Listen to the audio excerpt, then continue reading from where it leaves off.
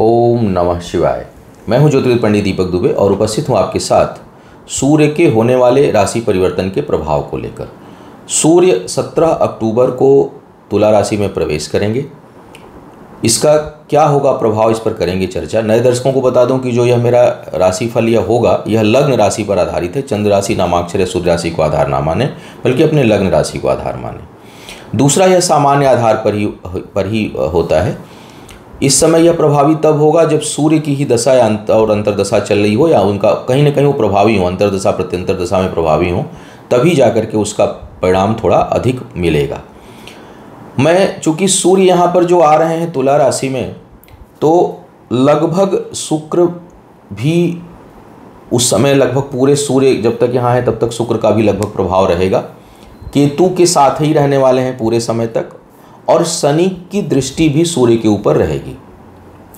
तो इस सूर्य का प्रभाव, और तुला के सूर्य कोई बहुत अच्छा परिणाम नहीं देते हैं, पीड़ित ही माने जाते हैं, क्योंकि नीच राशि है तुला इनकी, और यह घिरे रहेंगे शत्रुओं के प्रभाव में। शनि की दृष्टि, केतु के साथ, शुक्र के साथ भी सूर्य जो है वो एक तरह से कमज़ोर ही पड़ जाते हैं। शुक्र ऐसे तो माना जाता है ग्रह के हिसाब से कि भाई सूर्य जहाँ पर होंगे उन ग्रहों को अस्त कर देते हैं, लेकिन ज्योतिषीय दृष्टिकोण से अगर देखा जाए तो शुक्र के प्रभाव में सूर्य जो है वो, सूर्य भी एक तरह से अपना प्रभाव खोने लगते हैं, क्योंकि शुक्र बहुत प्रभावशाली प्लैनेट है। और चूंकि शनि का मित्र है, शनि की दृष्टि है, केतु के साथ है, तो सूर्य का जो नकारात्मकता है वो थोड़ी बढ़ी रहेगी। तो गोचर में बात तो सूर्य के ही कर रहा हूँ, लेकिन बाकी सारे ग्रहों के दृष्टि प्रभाव को देख करके भी मैं यह बात करूँगा कि सूर्य यहाँ पर इस बार जो ट्रांजिट है तुला राशि में, साल में एक बार आना ही आना है, लेकिन इस वर्ष में जो सूर्य तुला राशि में है 2022 के, उनका किस प्रकार का प्रभाव होना संभावित है। सबसे पहले बात करते हैं मेष वालों के लिए। मेष वालों के लिए पंचमेश सूर्य हैं, सप्तम में आ रहे हैं। एक प्रकार से देखा जाए तो यह शिक्षा प्रतियोगिता में उन्नति लाभ का योग बनाते हैं, लेकिन यहाँ थोड़ा उसे कमज़ोर करेंगे। मतलब जितना, और दूसरी बात यह है कि ये आत्मविश्वास को भी कुछ हद तक हिलाएंगे आपके। शिक्षा प्रतियोगिता को लेके जो कॉन्फिडेंस है आपका, वो थोड़ा सा हिला हुआ रहेगा, कमज़ोर रहेगा, उसको बढ़ाने की आवश्यकता होगी। प्रेम संबंधों के लिए भी यह ठीक है, क्योंकि पंचम भाव का स्वामी सप्तमेश में, सप्तमेश के साथ सप्तम भाव में, तो यह, लेकिन वहाँ पर भी कुछ अनमनापन और रिश्तों को कमज़ोर करेंगे। मतलब कुछ अविश्वसनीयता से उठेगी, क्योंकि अपने पर भरोसा नहीं होगा, और इसका कारण दूसरे के कारण से नहीं होगा, अपने में भरोसे की कमी के कारण होगा। कई बार क्या होता है कि हमारा जो साथी है, जीवन साथी है, जिससे हमारा प्रेम संबंध है, वो उसका उत्थान देख करके हम भयभीत होते हैं कि भाई ये तो बड़ा इतना आगे निकल रहा है या निकल रही हैं, तो कहीं हमें छोड़ तो नहीं देंगे, कहीं त्याग तो नहीं देंगे, कहीं और तो रिश्ता इनका नहीं बन जाएगा। तो इस प्रकार का अनजाना भय मेष वालों को अपने जीवन साथी या प्रेम संबंधों में महसूस होगा, और इस कारण थोड़ी जो डोर है वो कमज़ोर पड़ेगी। कार्य व्यापार से संबंधित महत्वपूर्ण निर्णय लेने के लिए बहुत अच्छा समय यह नहीं दिखाई दे रहा है। वृषभ वालों के लिए जो है यह छठे भाव में गोचर हो रहा है, सुख स्थान के स्वामी का नीच राशि में। तो जमीन जायदाद से संबंधित कर्ज इत्यादि आप ले सकते हैं, मिलने की संभावना बनेगी, और वह जल्दी चुकाया भी जा सकता है। थोड़ा बहुत इस समय कुछ कष्ट भी मिले पारिवारिक जीवन में उद्विग्नता रहेगी, उसको लेकर के मन में बहुत अच्छे भाव नहीं रहेंगे, कुछ निराशा का बोध कुछ लोगों को हो सकता है, और सुख में कमी महसूस करेंगे। घर परिवार के ऊपर धन खर्च हो, कर्ज लेने की स्थिति हो, इस तरह की स्थिति भी आपके लिए उत्पन्न इस समय हो सकती है। तो ये कोई बहुत शुभ प्रभाव नहीं देने जा रहे हैं। मिथुन वालों के लिए अगर मैं देखूं तो यह पंचम भाव में आपके आ रहे हैं पराक्रमेश, और नीच राशि के हो रहे हैं। तो यहाँ पर आपके लिए शिक्षा प्रतियोगिता में थोड़ी बहुत वो एनर्जी नहीं रहेगी, वो तेज नहीं रहेगा जो होना चाहिए आपके अंदर। दूसरा, संतान पक्ष से कुछ वैचारिक मतभेद उत्पन्न हो सकता है। वहाँ पर आपको वो सपोर्ट नहीं मिलेगा अपने बच्चों के साथ जो आपको मिलना चाहिए, या जितनी आप अपेक्षा किए होंगे। वहाँ से मानसिक अशांति और अपेक्षा अनुसार परिणाम नहीं प्राप्त होगा। शिक्षा प्रतियोगिता में सफलता के लिए आपको और अधिक मेहनत करना चाहिए। कार्य व्यापार में आय को लेकर के प्रयास अधिक बढ़ेगा, और इनकम को लेकर के चिंता उत्पन्न होगी। संतान को लेकर के भी कुछ चिंता उत्पन्न हो सकती है, आय को लेकर भी कुछ चिंता उत्पन्न हो सकती है। और ये इसमें भी यहाँ पर भी थोड़े बहुत आपके अपने आत्मविश्वास में कमी जो है वो महसूस आप करेंगे। तो कोई सूर्य का यहाँ पर आना, यह गोचर कोई बहुत लाभकारी नहीं है। ग्रहण भी लगने वाला है तो कुछ न कुछ प्रभाव हर चीज़ का रहेगा। कर्क वालों की बात करूँ तो चतुर्थ भाव में है आपके लाभेश। जमीन जायदाद से को बेचने के लिए समय ठीक होगा, उससे कुछ लाभ आपको प्राप्त हो सकता है, और या फिर बेहतर रेट में आपको मिल भी सकती है संपत्ति, तो आप लेने का प्रयास कर सकते हैं। लेकिन यह विवादास्पद भी हो, इसकी संभावना है। तो थोड़ा सा जो लोग प्रॉपर्टी में इस समय निवेश करें, लें, उसको सोच समझ कर लें। कार्य क्षेत्र में अपने से उच्च अधिकारियों के साथ वैचारिक भिन्नता काफ़ी हद तक बढ़ेगी। पारिवारिक कुछ लोगों को अपने घर परिवार से दूर जाना पड़ सकता है। कार्य व्यापार को लेके लाभ के लिए व्यापारिक दृष्टिकोण से घर परिवार से दूर जाने की संभावना, यात्राओं की प्रबल संभावना बनेगी, या घर बदलने की भी स्थिति बहुत से लोगों के लिए उत्पन्न इस समय करेंगे यह सूर्य। सिंह वालों के लिए तो जैसा मैंने कहा कि ग्रहण योग भी है, में भी वो बात आएगी, और सिंह वालों के लिए यह आत्मविश्वास को एकदम हिला दें ऐसी स्थिति उत्पन्न होगी। तो भाई थोड़ा आदित्य हृदय स्तोत्र का अगर पाठ कर सके नियमित, सूर्य को अर्घ दे सके नियमित, थोड़ा देखना तो संभव नहीं होता, लेकिन जब सूर्योदय हो तो उनको प्रणाम करें, आप उन्हें अर्घ दें, गायत्री मंत्र का जप करें ताकि आपका ओज बढ़ा रहे। और अगर संभव हो सके तो गायत्री मंत्र से हवन किया करें, क्योंकि यह आत्मबल को तो प्रभावित करेगा। विचार डिगेंगे, करीबी लोगों से धोखे मिलेंगे, मान सम्मान में कठिनाई आएगी। तो आपको चाहिए कि थोड़ा सा गायत्री मंत्र से यज्ञ करें, हवन करें।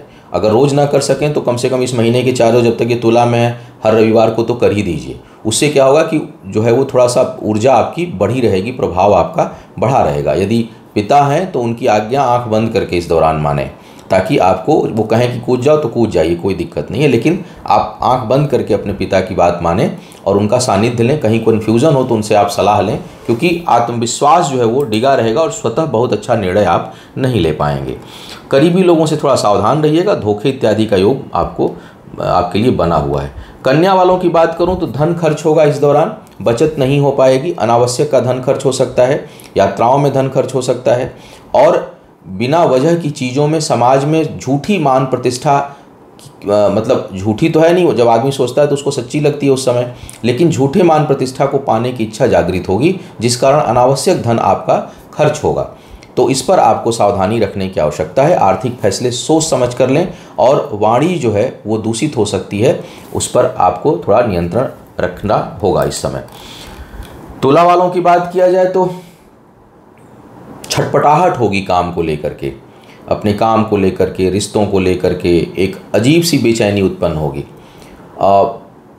इनकम को लेकर के भी छटपटाहट होगी और असंतुष्टि का बोध होगा। जितना आप चाहेंगे, जिस प्रकार का चाहेंगे, उस प्रकार की आय जो है वो उत्पन्न नहीं हो पाएगी, और नई चुनौतियों का सामना आपको करना पड़ सकता है। कुछ नए चैलेंजेज आपके सामने उभर के आएंगे जो आपको मानसिक रूप से अस्थिर करे, ऐसे योग बनेंगे। तो आपको थोड़ा सा इस ओर ध्यान देना होगा कि भाई इस दौरान अगर कोई ऐसी स्थिति उत्पन्न हो रही है तो हम उससे प्रभावित ना हो, क्योंकि यह ग्रह गोचर का प्रभाव हो सकता है। तो अगर आपको ऐसा कोई चीज़ महसूस हो, कोई अस्थिरता महसूस हो, बेचैनी महसूस हो, किसी चीज़ को लेकर के असंतुष्टि महसूस हो, तो इसको ध्यान रखिए जो बात कही जा रही है, ताकि उस पर आप नियंत्रण पा सकें, क्योंकि कोई भी स्थिति परमानेंट नहीं रहती है और यह आपको थोड़ा सा हिलाएगा। जीवन साथी के साथ भी कुछ वैचारिक मतभेद उत्पन्न हो सकते हैं। कार्य व्यापार में नए जो है अनुबंध करने से आपको बचना चाहिए। वृश्चिक वालों की अगर मैं बात करूं तो स्थान परिवर्तन का प्रबल योग बन रहा है आपके लिए, और यह भटकाव भी उत्पन्न करेगा। जबरदस्ती प्रयास मत करिए, नेचुरली हो रहा है होने दीजिए, क्योंकि जब कोई चीज़ प्राकृतिक रूप से होती है तो फिर उसके कुछ दूरगामी परिणाम कई बार अच्छे भी होते हैं। लेकिन अगर आप जिद करके हटते हैं, जिद करके आप छोड़ने का प्रयास करते हैं, बदलने का प्रयास करते हैं, उसके लिए टाइम बिल्कुल ठीक नहीं है। तो उससे आपको बचना चाहिए, अनावश्यक का तनाव। और हाँ, इस दौरान आपके प्रतिष्ठा में भारी कमी हो सकती है। कहीं कोई पद इस दौरान हो सकता है कि झटके से ऐसा मिले और उसमें बदनामी हाथ लगे बाद में। तो यश की संभावना कम और अपयश की संभावना अधिक बनेगी। अनावश्यक खर्च और मुंह से ऊपर का हिस्सा जो है वो थोड़ा कष्ट में हो सकता है। कुछ लोगों के लिए रोग व्याधि उत्पन्न हो सकती है। धनु वालों की बात किया जाए तो आय के दृष्टिकोण से तो यह ठीक है, और इनकम जो है वो आएगी, खींची चली आएगी, इनकम के लिए काफ़ी अच्छा दिखाई दे रहा है। लेकिन क्रोध की अधिकता हो सकती है, क्रोध पर आपको नियंत्रण रखना होगा। संतान के कारण कुछ मानसिक अशांति या चिंता तनाव हो सकती है, कुछ लोगों का विवाद भी हो सकता है, तो आपको थोड़ा सा उस क्षेत्र से बचना है।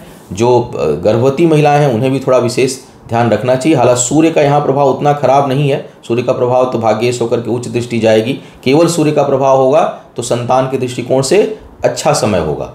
लेकिन और ग्रहों का प्रभाव होगा तो जैसे मैंने कहा कि ग्रहण भी है, शुक्र की भी दृष्टि जा रही है, केतु भी हैं, राहु भी बैठे हुए हैं, तो थोड़ा वहाँ पर उद्विग्नता हो सकती है। महत्वपूर्ण निर्णय इस समय ना लें, उसको टालें, क्योंकि सूर्य यहाँ पर। लेकिन हाँ, इनकम के लिए तो अच्छी स्थिति बन रही है। अचानक कुछ लोगों को रुका हुआ धन भी प्राप्त इस समय सूर्य के प्रभाव से हो सकता है। मकर वालों की बात अगर मैं करूँ तो पिता को कष्ट की संभावना बनेगी। यात्राओं का जो है वो योग बन रहा है कार्य व्यापार को लेकर के। हालांकि यात्राएं बहुत अच्छी नहीं होंगी, कष्टकारी हो सकती हैं। पद अवनति की संभावना बनेगी। मान प्रतिष्ठा को लेकर के बेहद सावधान रहें और अपने से उच्च अधिकारियों के साथ वैचारिक मतभेद उत्पन्न हो सकता है, तो ये थोड़ी अस्थिरता आपके कार्य क्षेत्र में सूर्य यह लाएंगे, उसके लिए बहुत अच्छी स्थिति नहीं बन रही है। कुंभ वालों की अगर मैं बात करूं तो जो आपका व्यापार क्षेत्र है वहाँ पर यह आपके अधिक समय को डिमांड करेगा। बहुत मेहनत और प्रयास करेंगे तब जाकर के सफलता प्राप्त होगी। भाग्य जो है वो रिवर्स गियर में थोड़ा काम करेगी। कार्य व्यापार को लेकर के खिंचाव महसूस करेंगे। करीबी लोगों से कुछ वाद विवाद हो सकता है। जीवन साथी से लाभ और जीवन साथी का सहयोग या उसकी कृपा से, उसके सहयोग से आपके कार्य में वृद्धि होगी, तो ये एक अच्छी बात है। तो विवाद मत करिएगा, चाहे जीवन साथी हो, जीवन संगिनी हो, पति हो, पत्नी हो, उनके सहयोग से, उनके साथ मिल करके काम करिए और सहयोग लेने में हिचकिचाइएगा मत, क्योंकि सहयोग अगर प्राप्त इस समय होता है तो वो भाग्य को बढ़ाने वाला होगा। हालांकि बहुत से मामलों में असहयोग ही मिलेगा, ये भी ध्यान रखें। मीन वालों की बात करूं तो यह आपके लिए जो है वो छठे भाव के स्वामी अष्टम में आ रहे हैं, एक प्रकार का विपरीत राजयोग ही बन जाएगा। यह ऋण रोग शत्रु का नाश होगा, उसमें जो है वो आपको एक तरह से देखूं तो यह फायदेमंद स्थिति उत्पन्न हो रही है। लेकिन आपके शरीर के निचले हिस्से में रोग व्याधि भी उत्पन्न करेंगे और यह थोड़ी बहुत उस मामले में कठिनाई जो है वो स्वास्थ्य के लिए ठीक नहीं है। सूर्य का यहाँ पर अकेले तो है नहीं, कई लोगों के साथ हैं, अकेले रहते तब भी थोड़ी दिक्कत होती। हालांकि कर्ज इत्यादि के समापन की ओर यह ले जाएंगे। आपके रोग में, जैसा कई विद्वान कहते हैं कि छठा जो कि रोग का भी कारक है, अष्टम में आएगा, लेकिन मुझे लगता है कि सूर्य अगर अष्टम में हो तो कोई सेहत में बहुत राहत नहीं हो, चाहे वो कहीं के स्वामी हो। मीन वालों के लिए भी कुछ न कुछ इस समय कठिनाई उत्पन्न होगी। हालांकि गुरु लग्न में है आपके, तो उतनी समस्या नहीं आएगी। फिर भी कुछ लोगों के लिए अगर दशा अंतर्दशा ठीक नहीं चल रही होगी तो यह शल्य चिकित्सा वगैरह का योग इस दौरान आपके लिए बना देंगे। हाँ, कर्ज से मुक्ति का योग जरूर आपके लिए बनेगा। तो यह था सूर्य के होने वाले राशि परिवर्तन का संभावित प्रभाव। आपका आने वाला समय शुभ हो, आयु, आरोग्य और ऐश्वर्य की वृद्धि हो। इन्हीं शुभकामनाओं के साथ आपसे विदा लूंगा। पुनः मुलाकात होगी किसी नए विषय पर, तब तक के लिए मुझे आज्ञा दें। ओम नमः शिवाय।